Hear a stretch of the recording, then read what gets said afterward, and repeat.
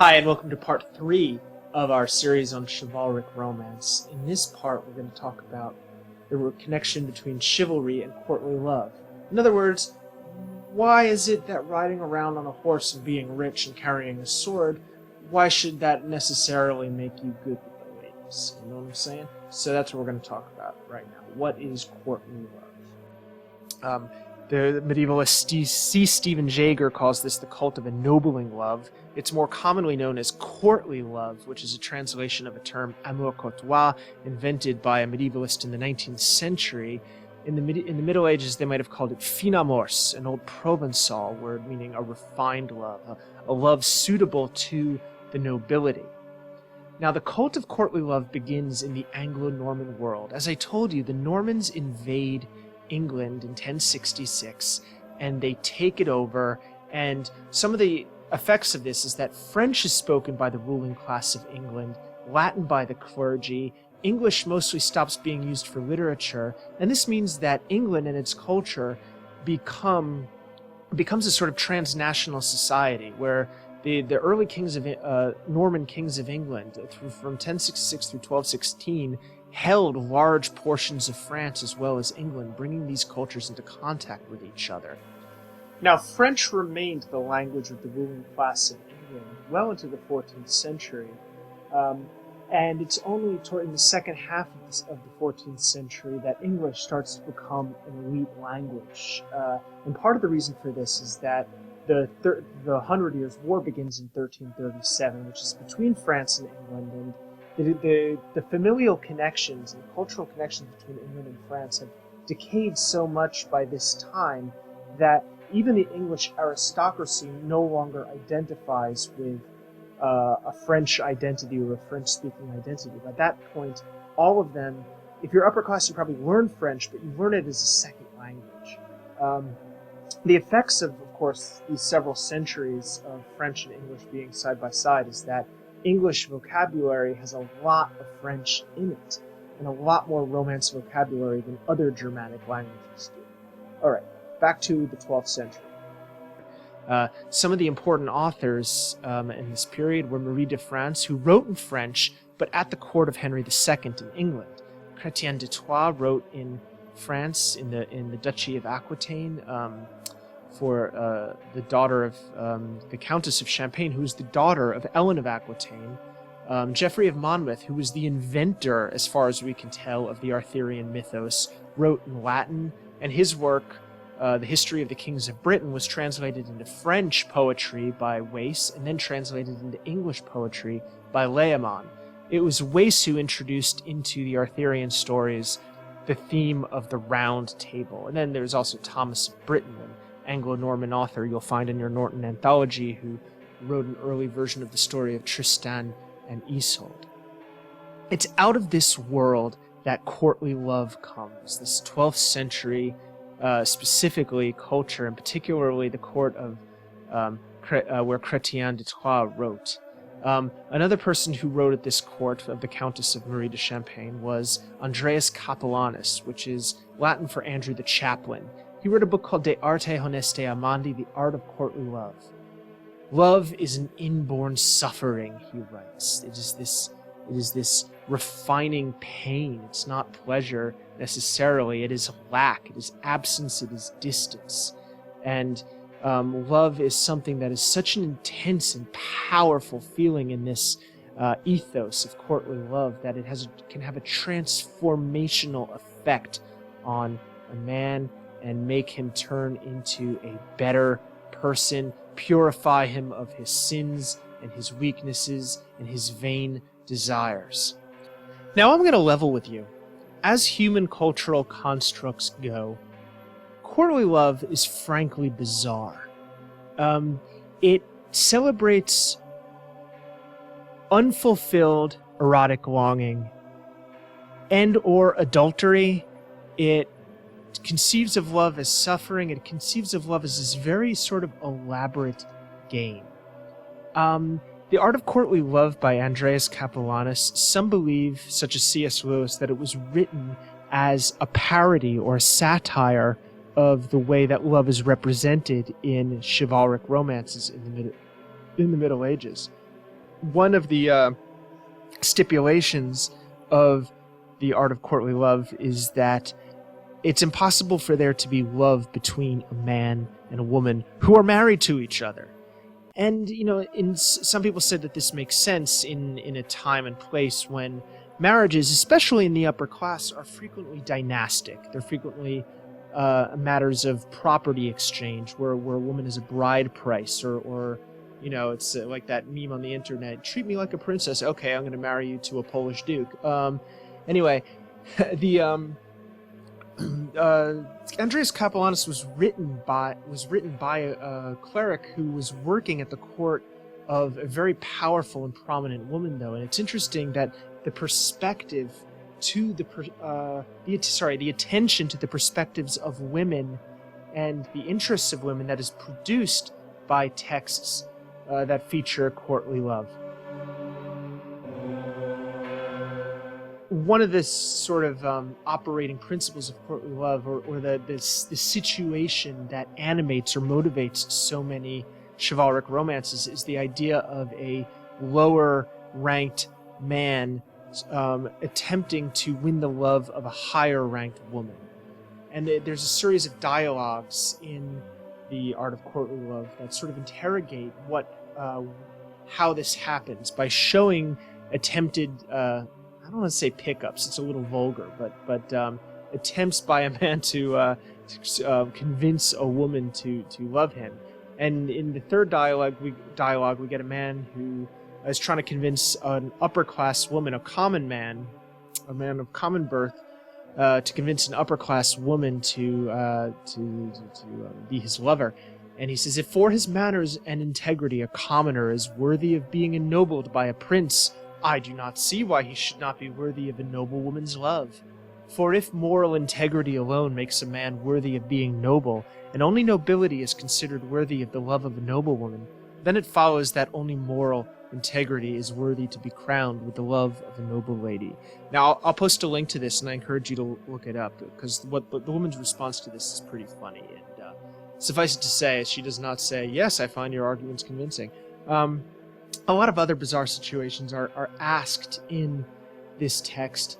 One, it sort of poses a number of cases, Judge Judy style, about, who's the best lover, who's the truest lover, when is love possible, when is love right, when is love wrong? And there's this question, is love possible between a man and his wife? Is one of the things that's posed. One of the cases that's presented, a lady promises a knight her love if she loses her current lover, but she marries that lover, and so the knight presses his claim. And she says, no, I married my lover, you can't sort of bother me anymore. And so the question is offered to the Countess of Champagne herself to adjudicate. And she says that no, the knight has every right to continue to press his claim, and the author writes, we do not dare oppose the decision of the Countess Champagne, who in her decision decreed that love can exercise no power over husband and wife. Therefore, we recommend that the aforesaid woman, grant the love that she has promised. What? Like I said, this is bizarre. It's a set of rules for an elaborate cultural game. We don't know the extent to which people actually lived by it or practiced it. We continue to have moral panics in our modern age about the way that media, from movies to videos to games or whatever, affects people. But the degree to which what people see in their narratives and what they actually practice, it always varies, right? But in any case, this idea of love that is between a man and a married woman who's higher than him in rank, but not married to him, motivates a lot of this chivalric idea of service, where the knight will dedicate himself to service to a woman, and generally it will be unrequited or unfulfilled, that he will, through his love and his longing, become a better, purer, gooder, that's not a word, knight, and win her, at least her approval, her, the exaltation, if not her actual physical love, although that sometimes happens, and it creates, in many of these stories, problems. See Lancelot and Guinevere. Now, okay, one of the funniest and most famous parts of this art of courtly love is its list of rules for lovers. And this is one of the parts that convinced C.S. Lewis that this whole thing must have been a joke. Here are the rules. Marriage should not be a deterrent to love. In other words, just because somebody's married doesn't mean you can't love them. Love cannot exist in the individual who cannot be jealous. Just think about how much art, music, etc. is motivated. How many stories are about jealousy. A double love cannot obligate an individual. You cannot love two people at once. Love constantly waxes and wanes. It's either growing or fading. It's never staying still. That which is not freely given by the object of one's love loses its savor. It is necessary for a male to reach the age of maturity in order to love. That's 35, 40, I'm sure. A lover must observe a 2-year widowhood after his beloved's death. Only the most urgent circumstances should deprive one of love. Only the insistence of love can motivate one to love. Love, now this one's interesting here. Love cannot coexist with avarice. You cannot be greedy and love. Love and greed. Love does not seek what it wants for its own. It only wants for the other. And some people have pointed out that in some ways the whole medieval cult of love is a transference of the classical cult of friendship going back to aristocracy that celebrated the love between the pure love, not a sexual love, but a sort of what we might call a platonic love between two men who, if they're truly friends, according to Aristotle and Cicero, will share everything in common and do everything for each other.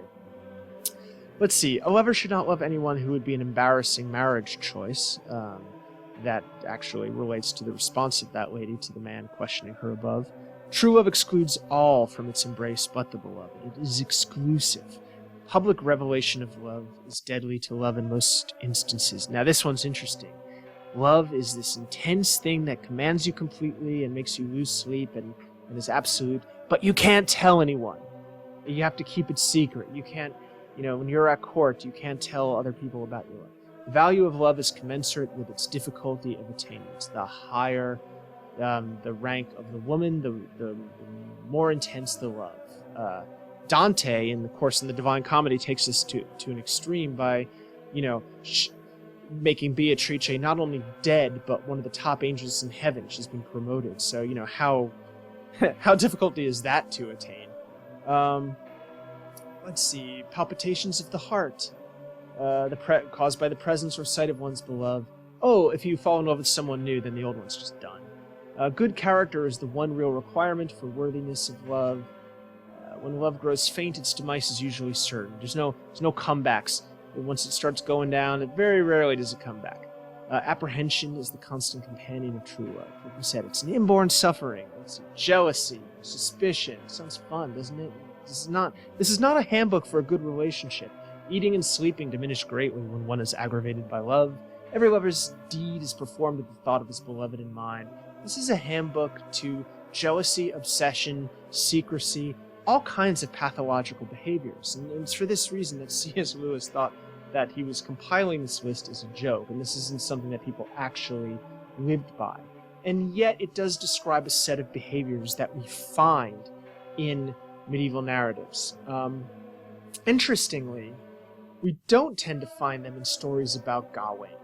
Gawain, in classical Arthurian literature, before Sir Gawain and the Green Knight, is not a very pure man. He has a lot of lovers. He does not devote himself either to a kind of pure selfless devotion to love like Lancelot, or to a religious devotion like Galahad. Gawain is the character of Gawain before Sir Gawain and the Green Knight, before it gets into the hand of the anonymous poet that we call the Gawain poet, is kind of a player. He's a man who's given to earthly pleasures. He's not a man given to reflection. He is a sensualist. He is pragmatic. And so what we find in Sir Gawain and the Green Knight, just to sort of a teaser for where we're going, is something of a reboot, something of a reimagining of the Arthurian mythos and of the character of Gawain. And I think that there is an intentional tension between the reputation of Gawain and the man, the persona that we actually encounter in this, being put to the test by being tempted by a beautiful lady of higher rank. This is everything that creates a lot of the central struggle in this poem. So I hope you enjoy reading it, and I look forward to discussing it with you. And I hope that this 3-part series on chivalry and courtly love has been useful in establishing some contextual knowledge, definitions, and information for you. Have a great week.